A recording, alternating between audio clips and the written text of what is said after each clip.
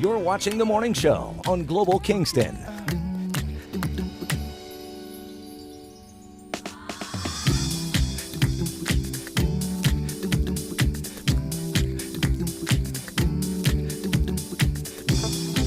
Good Wednesday morning to you. Just enough precipitation to allow yourself a few extra minutes to get to where you have to go this morning. We'll talk you through the weather story before we chat with Matt Lee. We'll get to 2 degrees today, another couple of centimeters to go with the rain-snow mix. 2 degrees tomorrow, mostly cloudy, a little bit of sunshine thrown in there by Friday. A trace amount of flurries at this point, getting to 1 degree.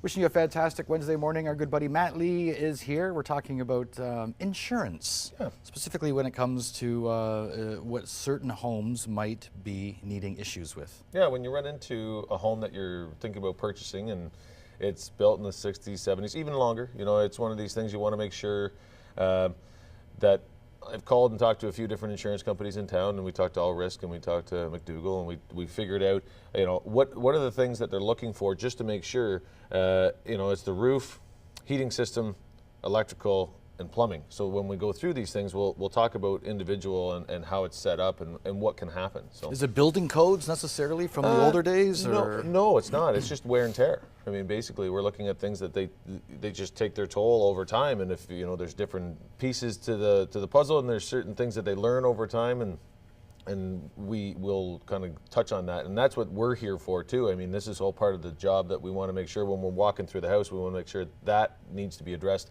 We need to get somebody in to make sure that you'll be covered. Or how much does that cost to replace? Is it cost-saving measures? If you address this issue, it'll be less insurance at all? Well, it's actually that they won't cover it. Oh. So I mean, when I owned a house that had a bad roof. I purchased it to renovate it, and the Hamilton Township came in the day that I purchased it and said, we'll insure the house, but not if the house leaks.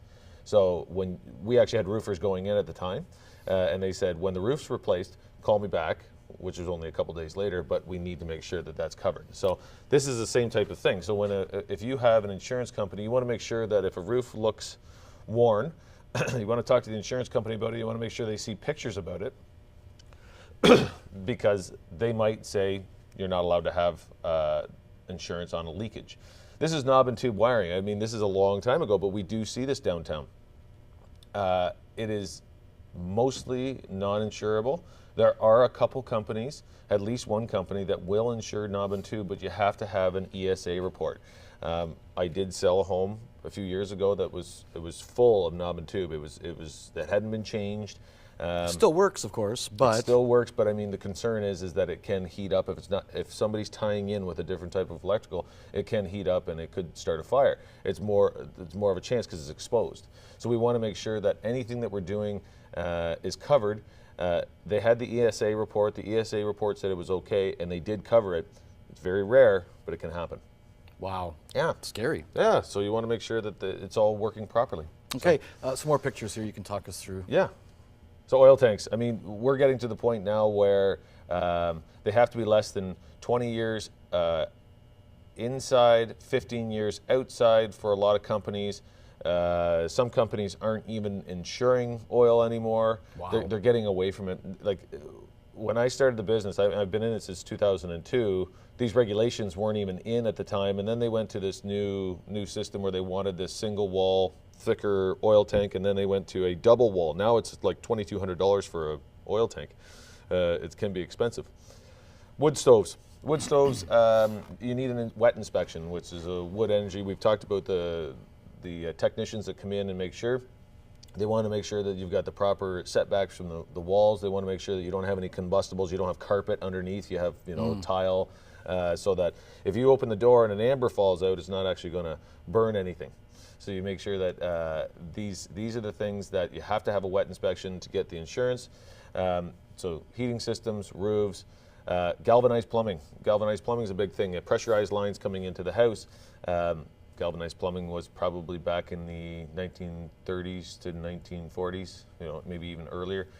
So it has worn out and it will break, and they probably won't cover a flood. So you want to talk to them if you have some.